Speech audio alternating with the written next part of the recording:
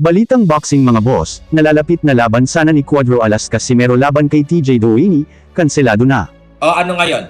Yung dapat na i-announce mong malaking laban, pornada na naman. Palakpakan nyo si Jason at yung mga kohol.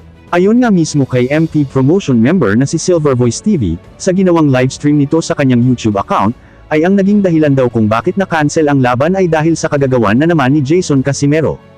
Matapos ang mga pambabastos na ginawa nito kay MP President Sean Gibbons, matapos nitong tawagin si Gibbons na puting aso, puting itlog at mukhang pera. At dahil nga sa mga pambabastos ni Jason kay Gibbons, ay malamang sa malamang nga ay hinarang ni Sean Gibbons ang paparating na laban sana ni Casimero.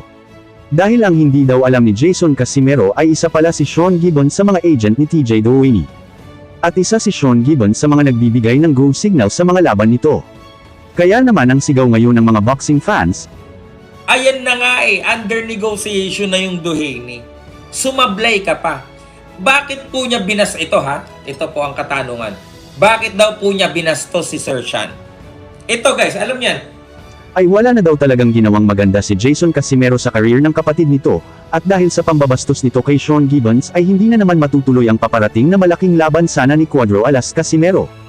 Isa pa sa mga sinabi ni Silver Voice, ay alam naman daw ng Casimero Brothers kung gaano kalakas at kaimpluwensya ang isang Sean Gibbons, na kung gaano daw ito kalakas kapag kakampi mo ito ay ganun din ito kahirap kalaban sa oras na kalabanin mo ito. Kayo mga boss, anong masasabi nyo? Totoo kaya na hinarang ni Sean Gibbons ang nalalapit na laban sana ni Cuadro Alas Casimero?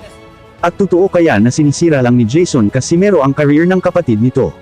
So hanggang dito na lang tayo, hanggang sa muli.